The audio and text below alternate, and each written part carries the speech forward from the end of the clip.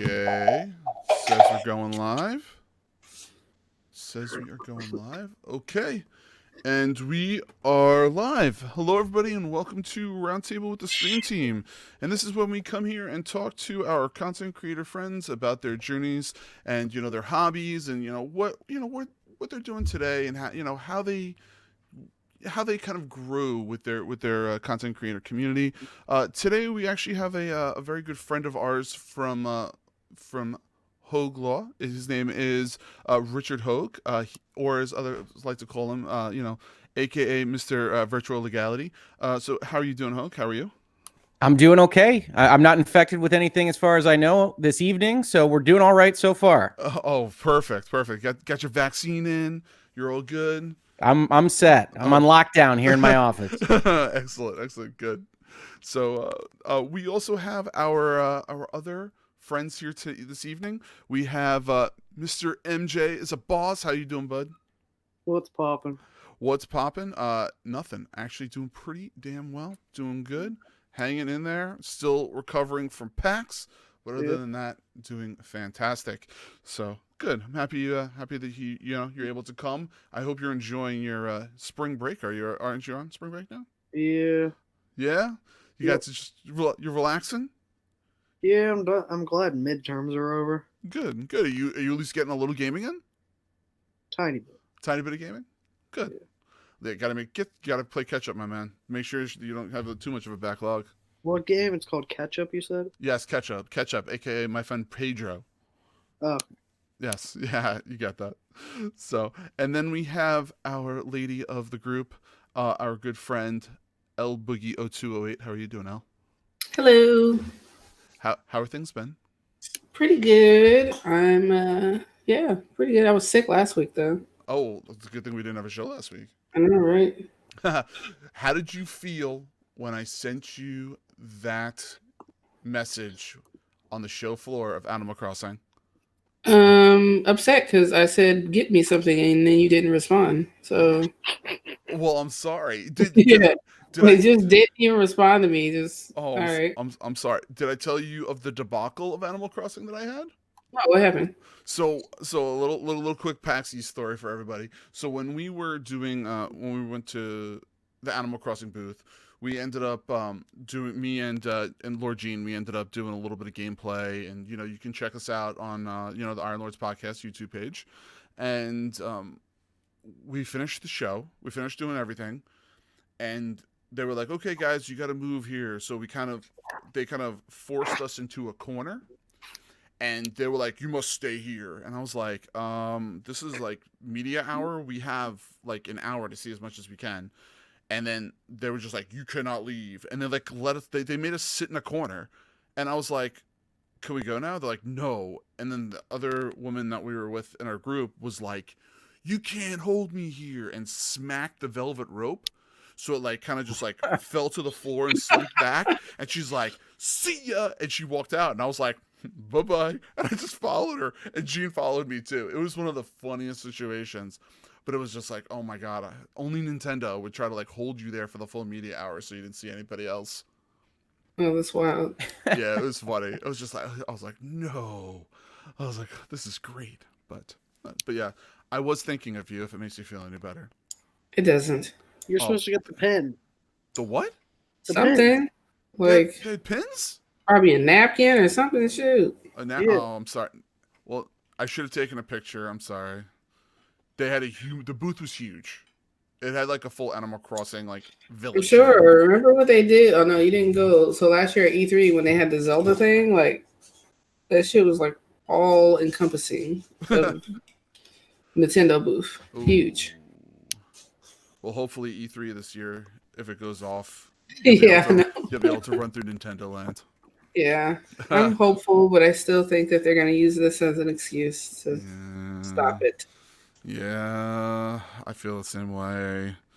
I don't want to discuss it because it's just going to make me and everybody else mad. So,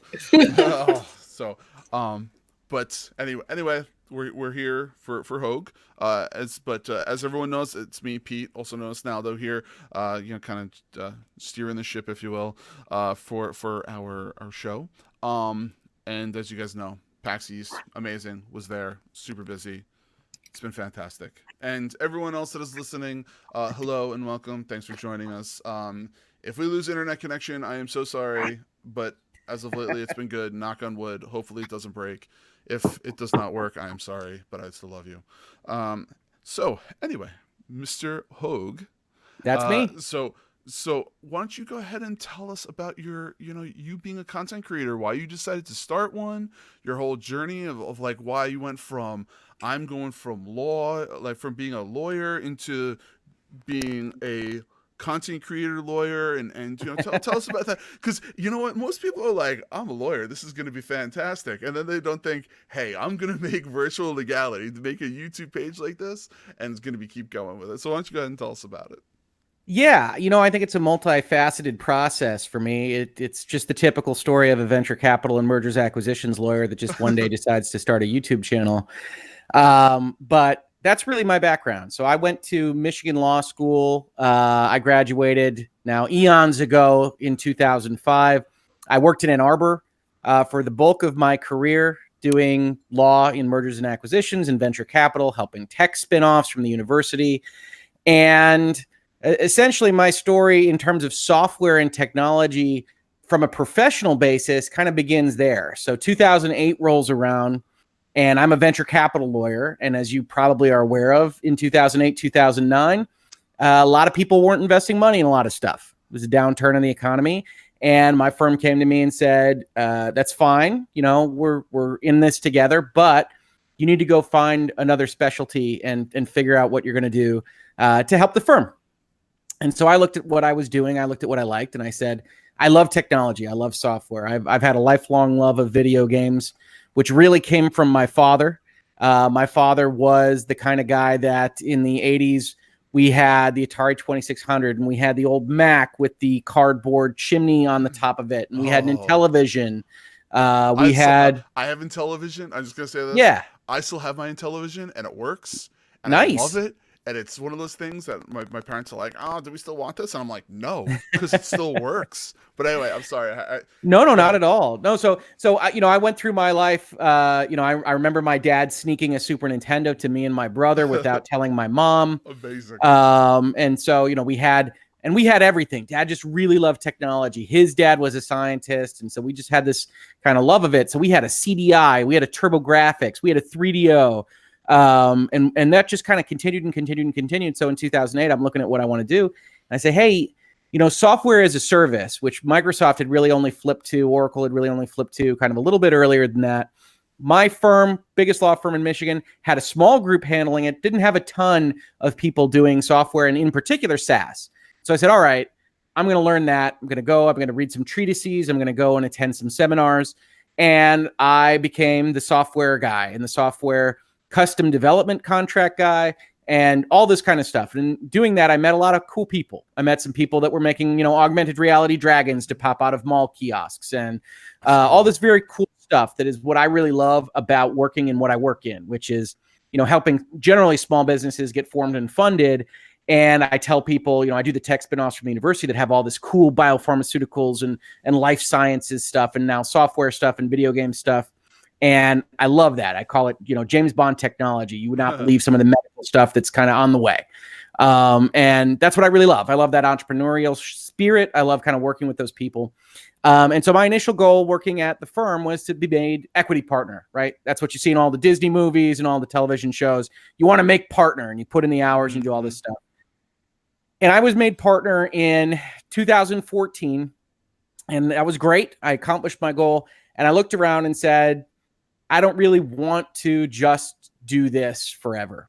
So 2015, 2016, I start thinking about what I'm going to do instead. 2016, I leave to start my own firm, actually with a buddy who was a good friend of mine, still a good friend of mine. And we left to start a firm together.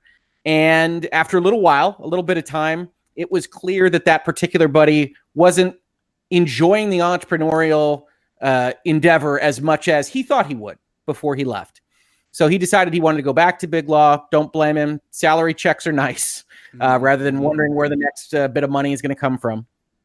But that left me looking at having my own firm or deciding to go back myself. Mhm. So in 2016 in the fall, I decided to start Hoeg Law, and just kind of figuring out how to order toner and what, assistants had been doing for me for 13 years, and just kind of figuring out how to operate was its own kind of adventure for 6 months. And then 2017, I start deciding, okay, we're going to put marketing dollars in play because we don't have the name of a big firm. We're going to figure out what we're going to do. And in 2017 rolls around, and I see that the Game Trailers folks had gone off and done their own thing, which they call Easy Allies. And they had a sponsorship that was open, and I was sponsoring various things that I liked. So Hoeg Law is a sponsor of MGO Blog because I'm a Michigan Wolverine till the day I die. And so we sponsor that, and I talk to those guys. I'm on their podcast. We have fun with that. And I sponsored Easy Allies for more than 2.5 years, really right up until just before they wound up ending their Patreon sponsorship. So you can't even do that anymore. And in doing that, I don't know if you follow the Easy Allies. I don't know if any of your viewers or listeners watch them. I don't, but continue. Okay. Yeah. Well, as part of their show, their main podcast, they wound up having a few legal questions. And so Kyle Bossman, who heads their podcast, would contact me, and he would ask me a question about the Bungie Activision contract, which leaked when the Infinity War lawsuit happened. Right. Or about whether fan games are infringing on publishers' copyrights, or why they exist, or why shouldn't they exist, or what, just general concepts about those kinds of things. And he would ask me the questions, and I would send them big, long, lawyery answers, which were hopefully simple enough to understand. And this became a segment on Easy Allies called Help Us Out Hoeg, which I think there are about a dozen of. And so I kept doing that. And then I was marketing myself on the radio. So I was here locally in Ann Arbor doing a radio show for the Michigan Wolverines kind of sports broadcast in midday, which got me a couple clients. And I found that I was doing that pretty well. I get paid to talk, so it is what it is. But with those kinds of his background, with people enjoying the Help Us Out Hoeg segments in a video game context, which I wasn't really expecting, with the radio success that I was having, and then with wanting to see how YouTube worked, because at the same time I had gotten a couple of clients in the video game space and in the software space that had their own YouTube channels, were working through a few things, and were getting specific data, and they wanted to talk to me about it. And I, as just a curious person, wanted to know more about what YouTube says to you as a content creator, what data it gets, what it gives to you, those kinds of things. I basically started up a channel, and that was Virtual Legality. And so Virtual Legality is essentially a show where I try to take pop culture concepts, a lot of video games, but also movies, television shows, things that are in the news that hopefully, if you're just kind of thumbing through whatever it is you're thumbing through on the internet, you're otherwise interested in, but that has a business or legal component. And then I drill down on what that business or legal component might be, hopefully, 6 or 7 notches below what a legal brief might look like, so that more people can be informed about not exactly the specifics of every granular detail of the law, but why they are seeing things happen the way they are happening. Why Microsoft might buy this company and not this company, what a company has to deal with when they are under potential acquisition terms, and why you hear about contracts being signed but closing is 6 months later. We covered the Fox Disney deal, which took like 8 months between signing and closing because they had to go through all these regulatory things. But through that the channel was really formed because I've got this experience, I've got this knowledge, I've got this passion for, nerdy stuff. I love all this stuff. And I think taking these difficult concepts, these kind of cold concepts like business and law, and looking at them through a prism of the stuff that you're otherwise interested in. Where the hell is Spider-Man? Why are Disney and Sony fighting about him? Can get you a better understanding of what are otherwise these difficult concepts. And hopefully I'm doing a good job of that. I've been very surprised and happy with the growth of the channel. But it's been a journey. It's interesting to see what works for people, what doesn't work for people. And, as I've gone along, Virtual Legality really only started in November of 2018. So we're, 15 months old, give or take. Yeah. And things have been going well. I will say that I do listen to some of the topics that you come up with. Oh God, don't And- listen to them all. Oh, I got to tell everybody that. I listen to them. I listen to them while I'm at work because I like to. I need some background noise. So, Sure. I go through my said podcast, and once I'm done with my podcast, I start hitting the YouTube pages up, and I kind of think of your channel more like a Neil deGrasse Tyson version of Law. Like, he always talks about physics and the stars and everything like that, and kind of brings it down to the cultural, stigmatisms of now. So when you kind of communicate, you kind of do the same thing, but in a legal standpoint, and the geek nerd type communication, how it is now, which is pretty much a very large standard that most people can understand. Yeah. Would you say that's kind of how you kind of thought of going through the process? Yeah. First of all, I think that's a high compliment because I think Tyson does a great job of breaking down really complex things as a non-scientist. So I always enjoy that. Mm-hmm. Yeah. I mean, I think the other kind of component to that in terms of video games and pop culture in general is I was also seeing a large amount of divisiveness online in communities that I love, right? I mean, I love video games. I love Star Wars. Mm-hmm. I love all these things that have, to be honest, on the internet, a lot of people, nipping at each other at all times. And I do think that some of that is never going to go away because some people are angry. They like to be angry. They like to be trolls, whatever it is. Yeah. But a lot of people come at these things essentially from a lack of understanding of just some of kind of the machinery at work as to, what a board of directors is looking at vis-a-vis fiduciary duty and what that means for whether or not there should be microtransactions and what it means to be the fiduciaries of another person's money in kind of the video game landscape. That doesn't mean they make every decision right. God knows, Electronic Arts, I've had enough virtual legalities talking about their decision making. But it does mean that when we can understand what a board of directors does, what the object of an officer's role in a corporation does, maybe if you are angry about something with respect to Battlefront 2 or what have you, you're angry in the right direction. You're focused on what the issue is. You're focused on what the mistake is and kind of not making everybody miserable, kind of just flailing at various things. And my most recent videos that have gotten a lot of traction in the last couple days are about NVIDIA's GeForce Now. And we don't need to go into all the details about it, but there are confusion points amongst fans about how software licenses work, what NVIDIA is doing, why they probably need a license to do it, why they don't have one. And hopefully, one of the things I try to impart on people in the video is I'm not telling you to like this. I'm not telling you to even not put pressure on folks to change things. I'm telling you what the status quo is right now, how these licenses work together, how the law works, so that you can understand what the current state of play is, which parties have the leverage and which don't, and direct yourselves appropriately in terms of who to be angry at, even. And I hopefully can bring a little bit of that. I generally think of myself as a somewhat kind of sober thought process type person on these questions, for the most part, because I'm a fan of everything. I'm an eternal optimist, as I know you all think of lawyers in general. We're just, cheery, optimistic people. And because of that optimism, I tell people, oh, hold on, I hit a switch the wrong way. I tell people, why something that looks bad could potentially be good, why they shouldn't necessarily be angry about something, and hopefully help enlighten or illuminate or educate or whatever makes the most sense for whatever topic we're talking about. Mm-hmm.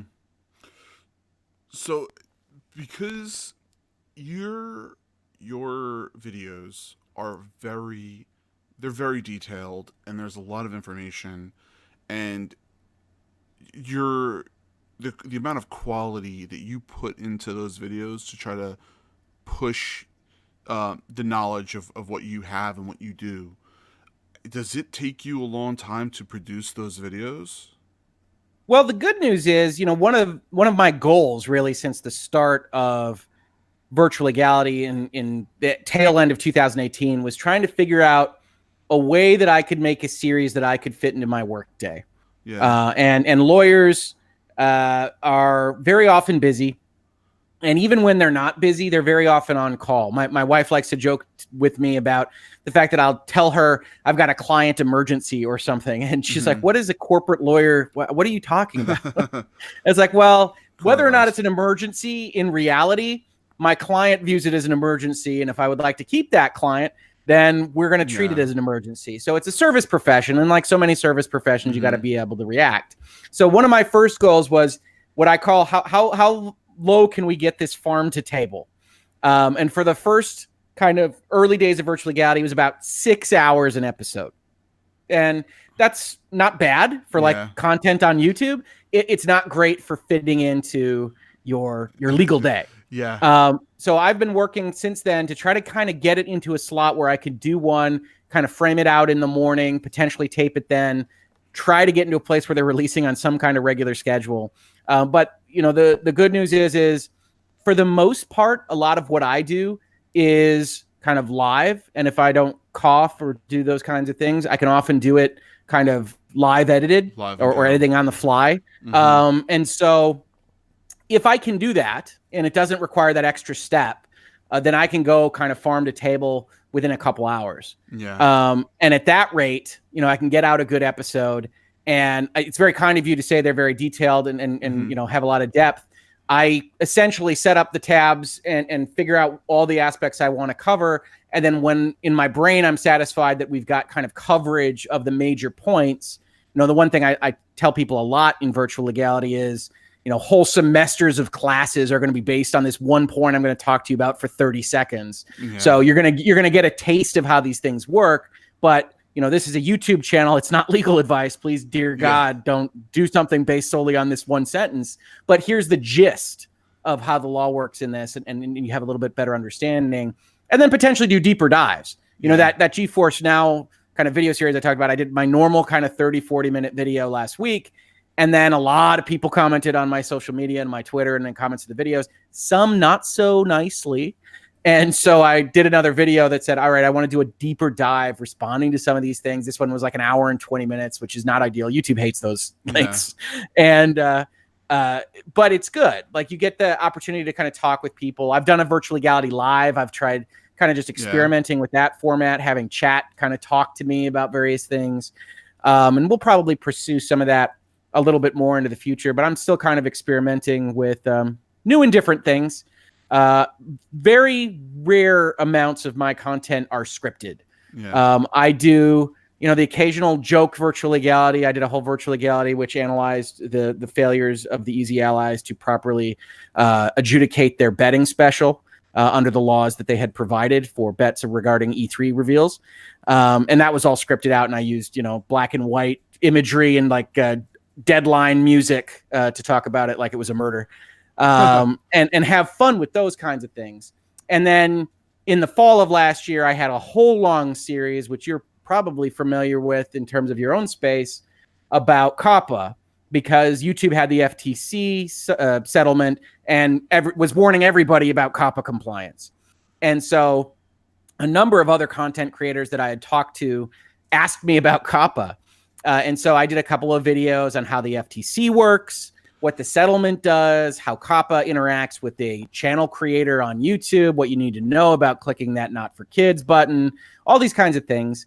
And that wound up having some scripted content as well, where I said, all right, let's see if how much I can shorten this so it's bite-sized. Right.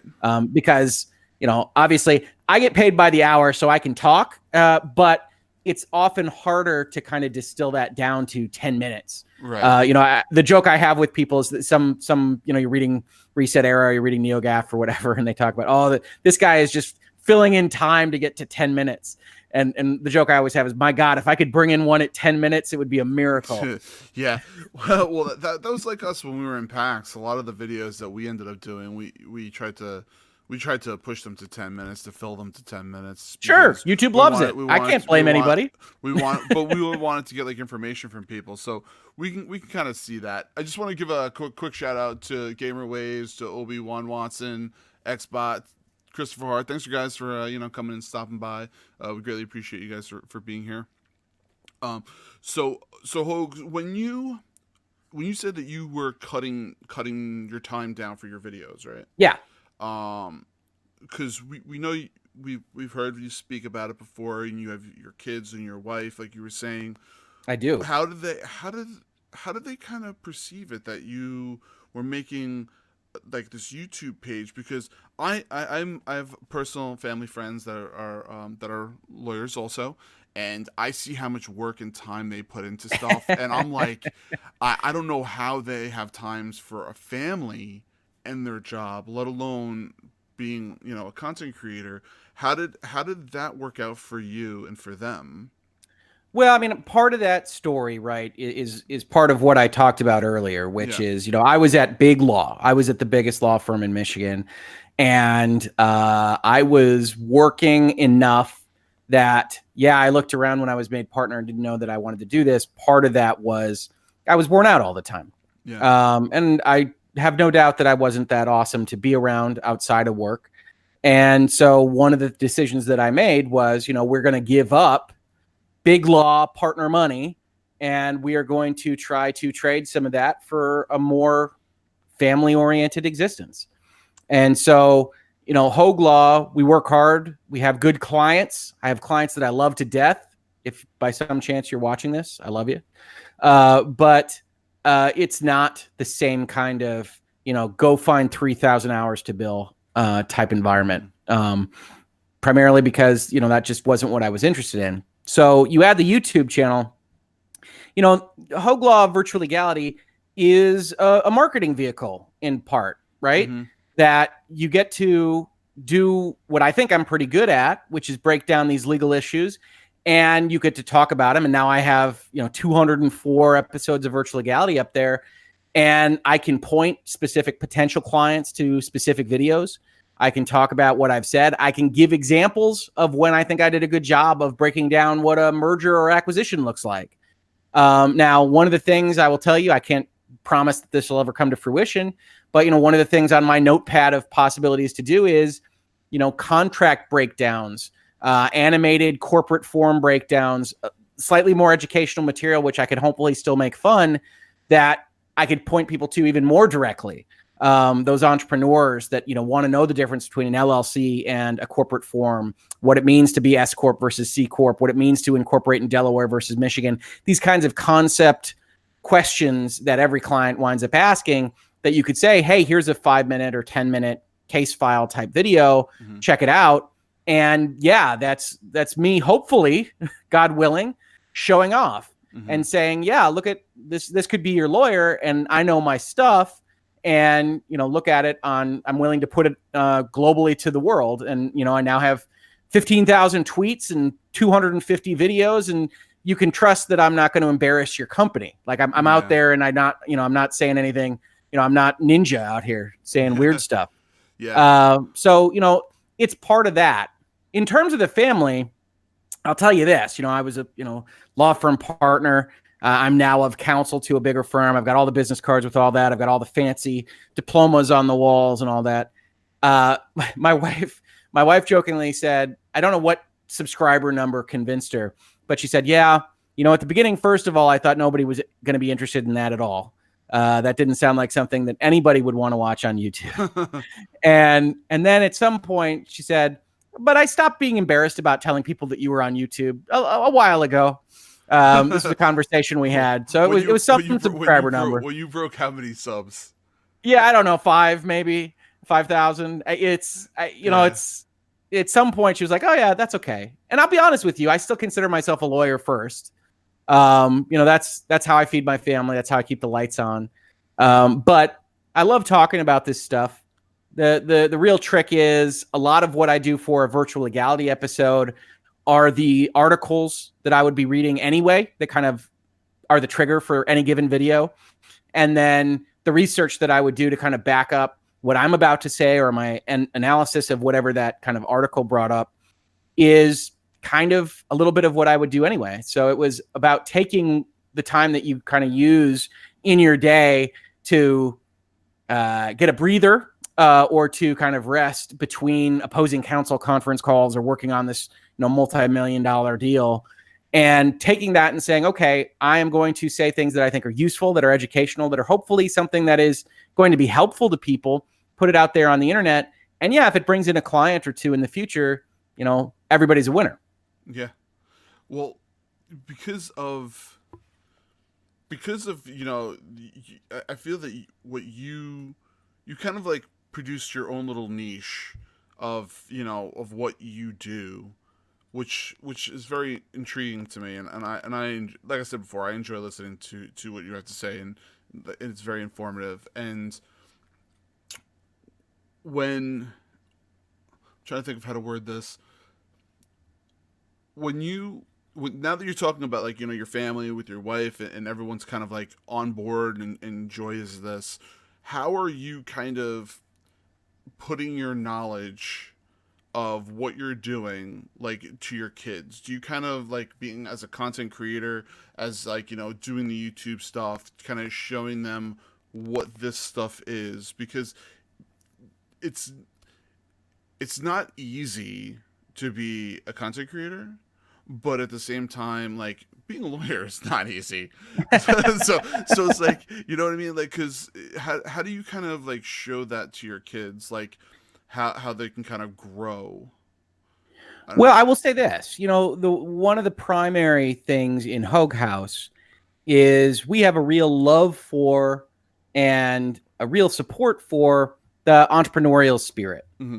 Right. So one of the things we had to explain in 2016 was, I was taking a significant step down in salary. Mm-hmm. And so we had to cut off one labo per child.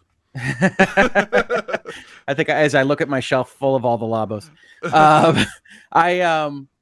so what we said is, we were turning off some of the streaming services that we had. We were not going to, one or two of the day camps that they wanted to go to over the summer. And we were making all these choices, and we had the conversation that said, I want to work more with entrepreneurs and small business. I want to really kind of experience that. I've worked with these entrepreneurs for more than a decade. I wanted to do that myself. I wanted to build something myself. And, so we have that kind of love. So this is just an outgrowth of that. They know Hoeg Law is, a risk. You're jumping off a cliff mm-hmm. to do something that is unusual. And Hoeg Law in particular is unusual because I maintain these of-counsel relationships with the bigger law firms, and they allow me to have the other firm, and it's a whole thing. And, finding your way in the world, especially as the legal practice, I don't need to get into much of the details here, but the legal practice is changing so rapidly with the digital world that the provision of legal services is not going to look the same at all at the end of my career that it looked like at the beginning. Mm-hmm. And kind of dealing with that, trying to be on the forefront of that, trying to, understand legal technology. YouTube is part of that. Twitter is part of that. When I was coming up with my marketing plan, the one thing I wanted to make sure of was that I was not the cheaper, smaller version of the big law firm I just left. Mm-hmm. And so that meant I wanted to be idiosyncratic. I wanted to have that social media presence that I describe as lawyers are people too, that you don't just have to be, a suit wearing, really formal lawyer. If you follow me on Twitter, you'll find me talking about Michigan sports, video games, Disney movies, Star Wars, way too much Star Wars. Honestly, I can't talk about it anymore. I would have died to see you like walk into a meeting wearing some like what's it called? Tommy Bahama shorts. Yeah. One of those like flowered shirts, walking into a business meeting, be like, "Hey guys, what's going on?" Well, I'll tell you, I roll my little robot BB-8 around my office. And truth be told, I haven't worn suits for more than, maybe a dozen days since I left. For the most part, my clients, and this is a lot of clients, especially in tech, don't necessarily want that lawyer relationship where they look like the other. They don't want to hire the men in black to run their professional relationships, because as a lawyer, you are a representative of the client. So a lot of these, companies want to be cool and young and hip or energetic or whatever you want to say. And while I'm none of those things, I don't have to wear a suit while I'm none of those things. So I try to go out and have those conversations. But in terms of my kids, they see the YouTube, they sometimes watch some of the live broadcasts from like the other room. But they enjoy all of it. They see the Hoeg Law name on the building in our little town, Northville in Michigan. We have hats. And they love that. And I try to imbue that spirit. And, now my youngest daughter is, signed up to have a table at a local art fair and taking her art and selling it. And just kind of having that, pride of purpose, and I think YouTube and Hoeg Law and everything else goes into that. My wife has her own photography studio. Like that's what we're about is kind of trying to imbue that in our kids. So I don't think it was ever kind of a barrier. But in terms of the technology, they don't really watch YouTube. So they don't. They certainly would never watch Virtual Legality. I jokingly said when I was doing all the COPPA stuff, it's like, I feel pretty confident I can click this box that says not for kids, regardless of whether I'm talking about video games. But if you want to come at me, FTC, you feel free. And, so I'm pretty proud of where they're at. I'm proud every day. And I don't think this takes anything away from that. And certainly, it's kind of fun to be, 15 months out from saying, to one of my friends at Easy Allies, what mic should I get? How does this even work? And being able to teach yourself something new, right? Like curiosity is the best thing. And so I say, all right, how do you edit a video? What does OBS do? How do you broadcast a video? What can you tweak? How does that interact with YouTube? How does that interact with YouTube Live? And kind of learning all that stuff and then having some success and getting, a little commercial check every month is nice. Yeah, it is nice. So you say you've done a couple of live streams on your channel then? Yeah, I have. So how often have you done those, and are you gonna continue to do them like going forward for a little bit? I'm gonna have to figure out a place where they work. So we do Thabtoes live. Thabtoes are two Hoegs are better than one. My brother is a game developer at High Moon Studios, working on Call of Duty. They're a subsidiary of Activision. And he worked on Ratchet and Clank, A Crack in Time. He's worked on a bunch of stuff. That's cool. So we do a show, which I think we did 6 episodes in the last 18 months or something that we'd like to get to monthly. We tend to do those live because they're just kind of casual chats about video games, about what he sees in design. He plays all sorts of weird stuff, especially indie games, because he's always looking for, design tricks and cool stuff that's happening on the periphery of games. And so we have those talks. Those are almost always going to be live from now on, just because we like to have that interaction with the chat. It's helpful. It's not anything that needs to be planned. Yeah. The other times I have done live episodes are when the unusual circumstance where something kind of pops late in the day. I've already recorded a formal Virtual Legality, but I think it's important to have another one to talk about something. Right. I think the last time this happened was Sony dropped out of E3, like I want to say at 8 p.m. or something like that. And so I just said, all right, I'm hitting the button and I'm going.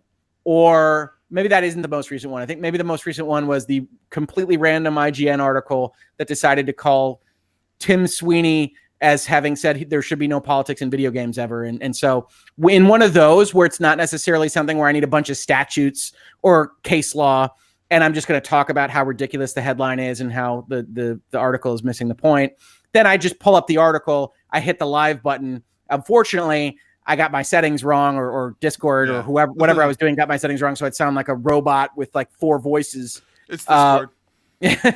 But I do that, and I can do that on the fly. So it's one of those where, generally speaking, if it's going to be a feisty version of me and it's going to be kind of more of an op-ed than a legal kind of deep dive, those can be live. And so that's kind of what I'm doing. For the most part, what I use now, which is, a recorded OBS and goes straight on, is essentially a live broadcast, but I don't do it live in case, like today, the one that I did right now wound up being like an hour and 20 minutes, and I wound up coughing a bunch. Yeah. And so you have to go in, you have to edit that. You have to edit it, yeah. So you said that your father was very pro gaming. Absolutely. So he was very pro gaming to the point where I feel like your brother, since he is working as a game developer, and you are, for layman's terms, if you will, more of a gaming type lawyer, why did you go towards being like a lawyer instead of a gaming developer or gaming type of person, like, one of those types of branches? Because I evaluated my options for career financial success, and came up primarily with business and law in terms of things that I also liked. So, my brother loves games. Mhm. We designed a couple of apps together, loved that process, That's cool. made no money on it. But Flapper. I go back to college and I love economics. And so my degree is in economics. Mhm. And then I look at that and I say, all right, what am I going to do with this? I could go to business school or I could go to law school. I love video games, but it's one of those things where I always describe it to my brother like this. It's like, there's a lot of restaurants I love, but I don't necessarily want to be involved in making the food for myself. Like, I like the magic and mystery. And whenever you show me like how these things work in video games, I don't want to know. I don't want to see behind the curtain because I love this stuff. I'm more of a theater patron than a member of the drama class. And so he went that direction, and it's a hard life. Making your way in the video game industry has a lot of tumult, has a lot of turnover. Working any job in Southern California is just tricky to get enough money to have a family and make everything work. And I was always in kind of the focus of staying in the Midwest. I love Michigan. I always have. And I got into Michigan Law School, which was essentially my dream school. If you're applying to these places and you submit various applications and you say, we'll see about that one. Michigan's a top 10 law school, and it was in Ann Arbor. I've always loved the area. I've always been a Michigan Wolverine fan. I got in, and then it was kind of, okay, that's the way I'm supposed to go. Yeah. And so I did law, and then I wanted to do transactional law. Didn't want to be a litigator. One of the things that even people that contact me online don't necessarily realize is there's a bunch of different specialty areas of law, but the big kind of divide is that there are litigators, which are the people you think of when you think of Law and Order and everything else. They go to court, they yell objection. It's Phoenix Wright. And there are the transactional attorneys, which nobody knows what they do. That's what I've been doing for 15 years. And they put together contracts. They negotiate transactions. They do deals. I love that. I usually describe it as I want to bring people together rather than, negotiate their divorce. And so I've been doing that forever. I love that. I feel like I have a good understanding of how businesses think and operate and function. And that's a very useful skill for figuring out how to negotiate contracts and try to make sure that everybody's happy, but that your client isn't overly exposed to something bad in the contract language. And from that kind of skill set arose this desire and, I hope, ability to communicate what I see when I read a sentence in a contract and what's happening there. Right. So, Elle, you can kind of back me up a little on this, because you're like me. You've worked in the IT field for a long time. Like when you were going for IT, and we had a similar type of situation where you have to pick like your tracks, if you will, like your information system or your customer service skills, or I think the other one's a graphical artist. Like, how you had to pick those tracks. Like when like Hoeg is talking, like he had to pick his different path between going through his law side or going to his gaming side. Did you kind of feel like that way too when you were going through it? Because the way you picked yours? I mean, I switched like halfway through it too, because I was going to be an accountant at first, and then I got to go to one of the firms, and I was like, no way. Like, I'm not doing this. And that's then good. I'm also like a single mom and stuff too. So I was just like, the hours that you guys are expecting are just like not conducive with me. So, but yeah, so I ended up doing information systems because the same school does information systems at my schools. So within one school is accounting and information systems. So I was able to switch over with ease. And then I did the business systems because I had a little bit of coding, but not heavy coding. And so that's why I'm a PM now, PMBA. Yeah, because I feel like that's almost like everybody when they are going through trying to figure out which way they're going with their path. I mean, like even MJ talked to me about it a couple of weeks. I think it was like a week ago. He was talking about him declaring his major in college and stuff. It's one of those things that I always find fascinating to people, because people will pick where they want to go. Like originally, I was going to school to be a chef. I love cooking. I know with the pizza, L, you're gonna yell at me about the pizza again. Yes. But you know, I love to cook. But then I realized I would never be home for my family for holidays. And like that's like a huge like deal breaker for me. And that's why I went to IT. So I kind of, from the way that Hoeg you were talking, you kind of felt similar to go that's like kind of same way. In terms of what happened with me, yeah. You know, I'm actually, first of all, I think it's absolutely great when I hear those kinds of stories where you went and you checked it out and you changed your mind, because I think that too many people get locked in and don't take that signal and get into a place where they're much more unhappy. I usually talk to my clients about, you want to fix things as early as possible because it's going to be much more expensive in terms of legal fees, but also emotionally and psychologically, going down the wrong road and having to kind of change course then. So I love those stories, because I had a number of friends that kind of went down the wrong path, and it was pretty obvious to the rest of us and took a while to kind of get back to where they were going. I didn't have that experience primarily because I was always pretty focused on what I wanted to do. Mm-hmm. So my father, who loves video games, was a lawyer, and I was in debate and I was in Model UN, and that went with my economics. I got into the law school I wanted to do. And so there weren't a lot of times where I kind of changed course, except of course that, I worked at a large law firm for a long time and decided well earlier than when I made partner, if we're being honest, that, I was going to do something different with the rest of my career. And so that wasn't the same kind of decision where I say, oh, definitely not that, et cetera, but it was the kind of thing where I say, okay, I want to get X, Y, and Z out of this relationship, and then I want to go a different direction. So, my wife will tell you, I make my decisions and I stick with them for forever, right or wrong. Depends on the tone, depends on the mood when you have that conversation. You'll lay on that bed of nails.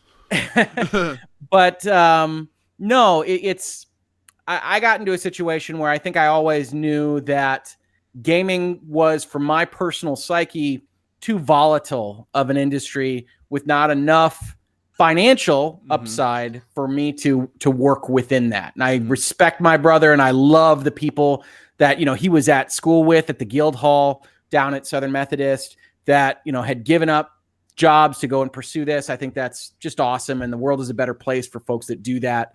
But it's not me. It's not the way I'm built. It's kind of a little bit to expand on that. With a little bit of questions and stuff. So sure. MJ and I, we not this past 2020, but 2019, when we were in PAX East, we saw all those indie developers, right? You remember them, MJ? Yeah, like, and you saw how hard they were working, yep. And how they kind of, a lot of those people put their lives pretty much on hold to complete their games. Oh yeah, you hear about people mortgaging their houses and things. I mean, it's. Yeah. I'm glad we have those games, but man, I couldn't do that. Yeah, but like what I'm trying to think of one of the games that like One Finger Death Punch, like those guys, like that guy made that amazing game, and he had the one game which like they just on the Steam community like destroyed him with questions and stuff, and then we go there and he was probably one of the most energetic people.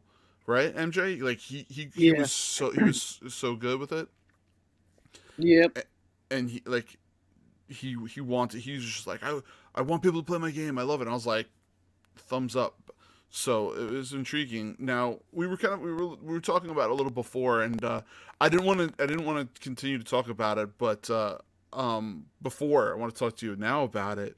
You were saying the whole stuff with the conventions for you. It's kind of difficult for you to go out to them. You're saying? Yeah, well, certainly in my past life, there wasn't a lot of reason to. I have, for the longest time, taken a half day on the Monday of E3 to go, watch the press conferences and enjoy that kind of stuff because I love the industry.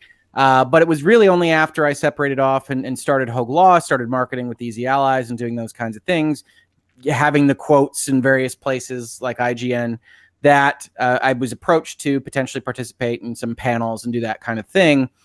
It is something that I would like to pursue in the future. What I think I mentioned to you before we started the show was it's tricky. Lawyers aren't like doctors in the same way that they're on call and they have to run into surgery or whatever it is that they do. But we are kind of always responsible for being responsive to client emergencies. And Hoeg Law is such a small outfit that my clients are, pretty close to kind of family relationships. And I can't hand it off to person X or person Y that you might at a really large law firm. You mostly have to start handling that yourself. So I am, I haven't taken a vacation or left anywhere without my laptop ready to go since I started in 2016. I think everybody in my family's kind of gotten used to that. I closed a really big deal up in the woods in northern Michigan on my cell phone, which, hey, is a really cool thing that we can do in our lives now, right? But it also means that you're constantly always a little bit available, even if you don't want to be. But at least it gave you a really good story, Yeah, no, it does. Yeah. And I remember it very vividly because I was trying to close this deal for weeks.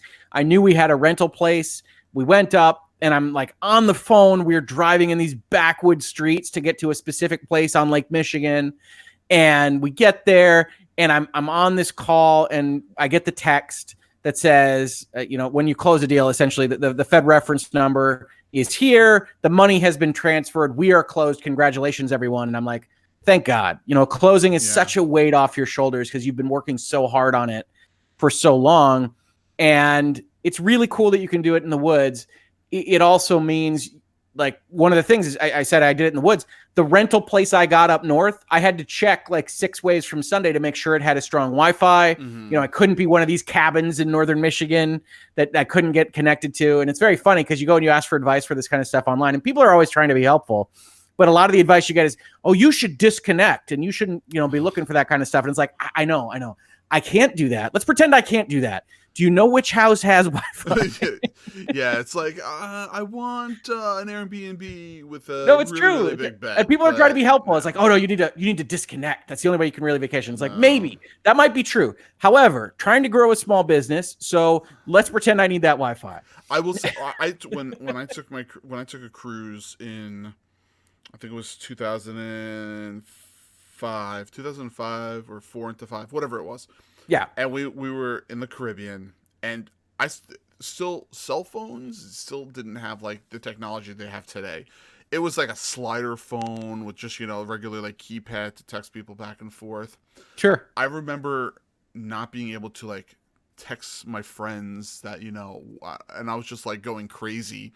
So just to imagine now thinking about all of that, like, because I always have to have an internet connection, because of my job. Even like we're on call, like 1 week out of the month, and even with Cog and the podcast and the team and everything, like sometimes he's just like, yo, can you get this for me? I can't get it. I'm stuck here. Can you do this? Like I'm like his backup. So it's like I always have to have some type of internet connection. So I can understand, needing to have that, even though people are telling you to disconnect. Me, I will never disconnect. I'm too much of a workaholic.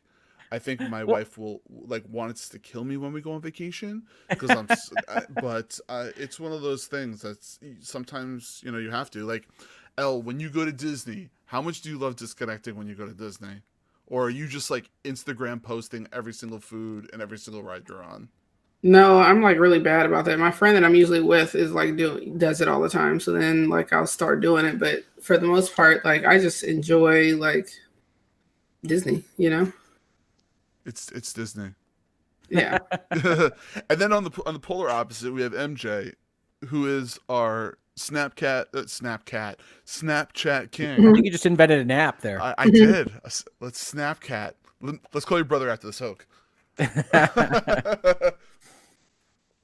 And look, see, Cognito just said it. He goes, and damn good backup.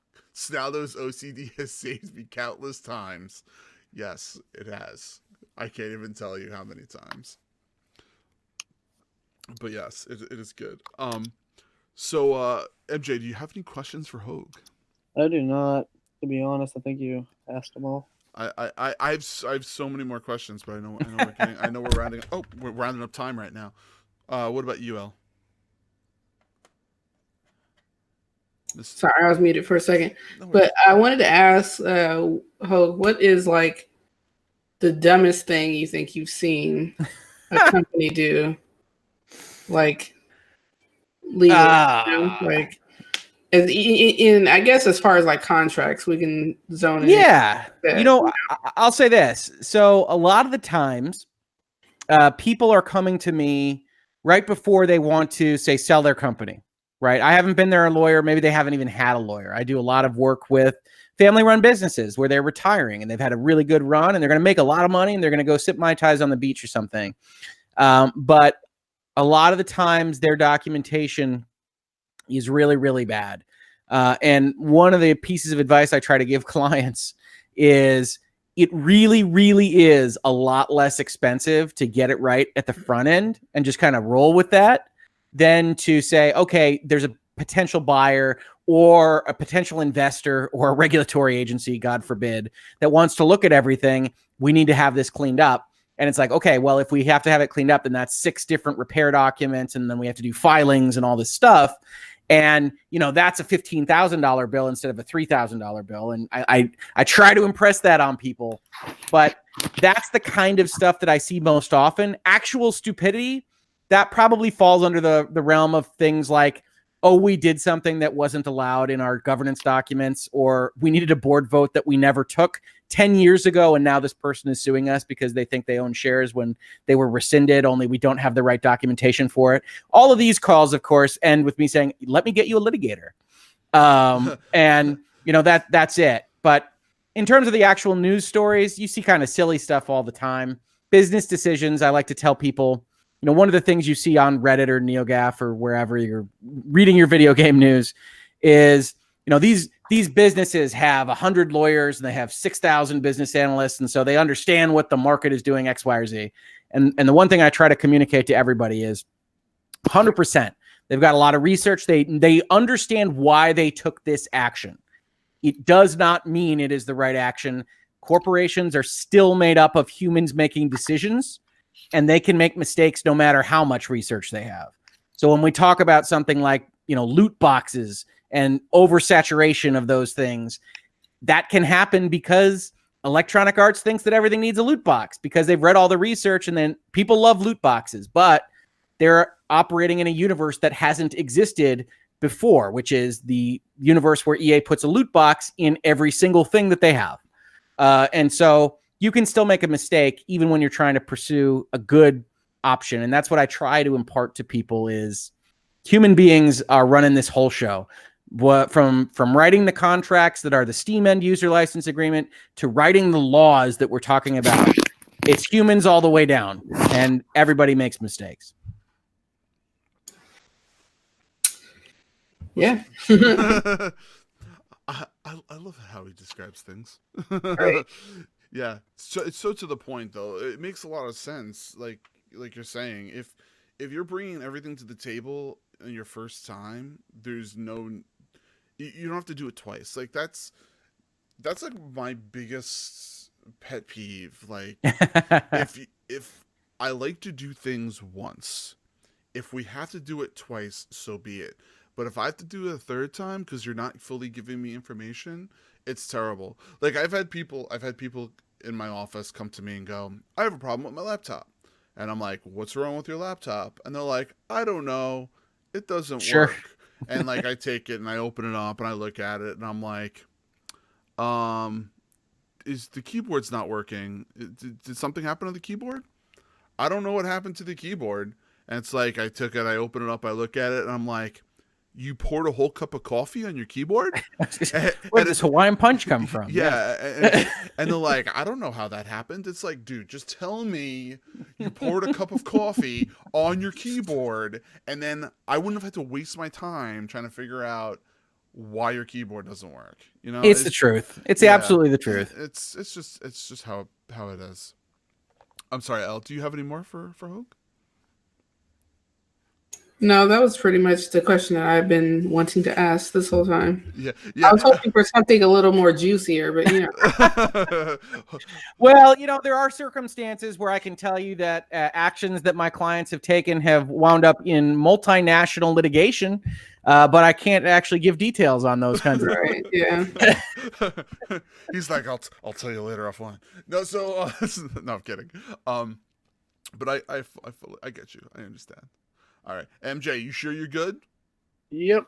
Okay, just want to make sure because Cog is yelling at you big time in chat. I Right now. know. It's like Dad's yelling at you. So Yeah, that's the ethics rules, Lord Cognito. Hoeg is no snitch is actually put into the Michigan bar ethics rules. he's got his own line. Attorney-client privilege. Exactly. So Hoeg, why don't you kind of tell us where everybody can find you, your information, where we can find everything about you. Yeah, absolutely. So, like I said, we're marketing a law firm very 21st century style. So you can find me on Twitter, where I'm commenting pretty constantly at Hoeg Law, spelled as you see on your screen here, HOEGLAW. And otherwise on my YouTube channel, which is youtube.com/HoegLaw, same spelling, where we do virtual legalities. I think we're averaging now between 3 and 4 a week, give or take. Now that can change on any given week. If I'm in a big deal, you'll see 4 days go by where it's like, what happened to Hoeg? I hope he didn't die. And it's, the law stuff has to come first. That's what really kind of feeds the family. So I'm on there. You can find me there. I respond to as many tweets and as many comments on my videos as I can. I love to have those discussions, regardless of whether you think I'm an idiot in whatever I said about my video. If you do it civilly, I have a saying. I think reasonable disagreement is the spice of life. I love to understand where other people are coming from. I'm never going to get mad at you for you coming in and telling me that I'm wrong. So come on in, follow the channel, subscribe. Listen to what I say about GeForce Now. Tell me how I got every license wrong. I don't deserve my bar license. And you're going to explain to me exactly why copyright law is the opposite of what I say it is. I will have that conversation and I'll tell you why you're wrong, but we'll have a good time of it. That's the thing I like about, if you actually read your comments, you actually explain things in a way that doesn't make you feel stupid. Hopefully, God willing. I mean, some people are coming pretty hard at me on this GeForce Now stuff, man. Well, apparently Cognito's going to get out on that because he's already calling you out on it in chat. So he says fantastic. If he comes after me, it'll be in DMs or something. That's how he always goes. He always yells in DMs. So, well, I'm very, very thankful that you were able to take your time. I mean, you and we've been discussing for a long time about probably since December for you to come on just to kind of talk about your show and everything, and I greatly appreciate you. Yeah, I really appreciate the invite. Frames. Absolutely. It's been a while and very very little crazy on my end from everybody else's. So, now Mr. MJ, you sir, where can we find you? Let's see here. You can find me on Snapchat at Beat101. You can find me on Twitter and Instagram at BeattyMJ. And what's popping? Yeah, that's about it. What about you? Okay, that sounds good. Well, same stuff as always. So, well, thank you very much. We'll make sure we keep an eye out, and hopefully you'll get your streams back going. Hopefully as soon as semester's over, you get some time. Maybe over the summer. Summer, good. I enjoy my MJ scary streams. I miss them. Oh God, no. Oh yes, there will be a scary stream. No. I will make it happen. No. You will magically get a code in the mail and be like, MJ, you must play this scary game. Well, what's the next scary game coming out? I don't know, but I'll find one. Oh, I'm scared. I would be. And Elle, what about you? Where can we find you? LBoogie0208 on Twitter and LBoogie0208 on Mixer, and I'm there Tuesday through Friday, 7 to 10 p.m. And then on Saturday mornings at GWG Podcasts on YouTube. Sounds good. And everybody should definitely check them out on Saturdays. I can't. the group of ladies you have, I love them all. I love listening to them talk. I love listening to your conversations. I just the amount of passion that you four ladies have. I can't like I don't understand why more people aren't watching you because you ladies are amazing. So just want to make sure you realize that from me. Well, thanks. You're Make sure welcome. you spread the word. Oh, I spread the word like Corona. So so I try, and everyone knows me. It's Snaldo, Snaldydo. I am on everything pretty much, Twitter, Instagram, Twitch, from Monday to Friday, except for when I'm here. Sometimes on Saturdays and Sundays, pending if my wife is working, and yeah, and in Discord, Iron Lords Podcast Discord, if you want to, get in there, you can DM me or anything, and all fun things, and in there. So yes, and I'd like to thank everybody else for stopping in today. Gave a shout out to a bunch of people before. Cognito, thanks for stopping in, checking in. I hope we made your life a little easier. We'll have this show up on YouTube. Once we are done, we will have it up on all the podcast locations. What's it called? Spotify, iTunes, Google Play, all those fun things there. If anyone has any questions, please email us at roundtablestreamteam@gmail.com so we can ask our questions to our guests. We greatly appreciate you doing that. Iron Lords Podcast, 1 o'clock on Sundays. Go check those guys out. Those are our friends over there. They're great. Also, go check out lordsofgaming.net for all your gaming news. The amount of team there, I can't tell you, being able to work with them hand in hand with PAX with only a small group of us, the passion and everything. Your pack stuff was great. Oh, it was so good. It was intense. I mean, Cognito, he is a slave driver. He had us doing interviews every half hour. Oh, I believe it. So he seems that way. From 10 to 4, except for lunchtime, half-hour interviews, and we had 2 groups going nonstop, and it was great. And some of the interviews we had, I'm speechless. Meeting Eric Chahi, meeting all the guys from, oh my God, I'm blanking on their names, like the Wizard 101 guys and all those guys, Platinum Games, meeting all of them, meeting the 3 YouTubers, those individuals who I'm hoping to try to see if we can get them on the show. All of them was fantastic. So it was great. Thank you for for doing that, because I think that's a big deal for us. That's a great a lot of love for us. So. And as you all know, this is Roundtable with the Stream Team. If you go ahead and hit us up on Twitter, you can go ahead and follow us there on Table Stream. That's where we end up giving you information about our guests that are coming up when the podcast goes live, and a little. I'm going to try to give you a little more tidbits of information from the other Lords of Gaming team. And remember, everyone, to dream big and keep gaming. And we will see everyone next week. Thank you, and bye, everybody.